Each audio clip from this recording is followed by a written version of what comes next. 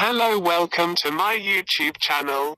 In this video we tell you about Elizabeth era of English history.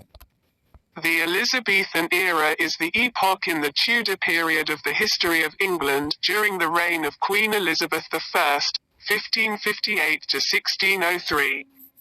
Historians often depict it as the Golden Age in English history. The symbol of Britannia, a female personification of Great Britain, was first used in 1572, and often thereafter. To mark the Elizabethan age as a renaissance that inspired national pride through classical ideals, international expansion, and naval triumph over Spain. This Golden Age, 1, represented the apogee of the English Renaissance and saw the flowering of poetry, music and literature. The era is most famous for its theatre, as William Shakespeare and many others composed plays that broke free of England's past style of theatre.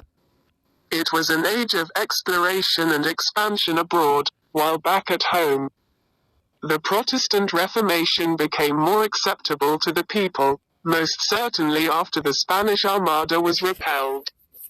It was also the end of the period when England was a separate realm before its royal union with Scotland. The Elizabethan age contrasts sharply with the previous and following reigns. It was a brief period of internal peace between the Wars of the Roses in the previous century, the English Reformation, and the religious battles between Protestants and Catholics prior to Elizabeth's reign.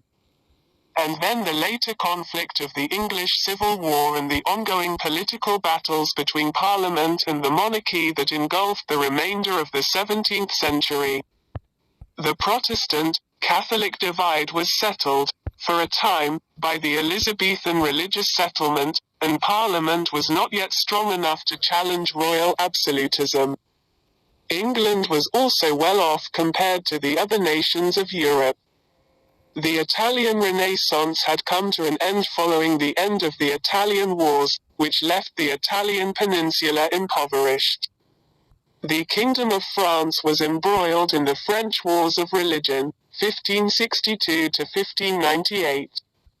They were, temporarily, settled in 1598 by a policy of tolerating Protestantism with the Edict of Nantes. In part because of this, but also because the English had been expelled from their last outposts on the continent by Spain's tercios.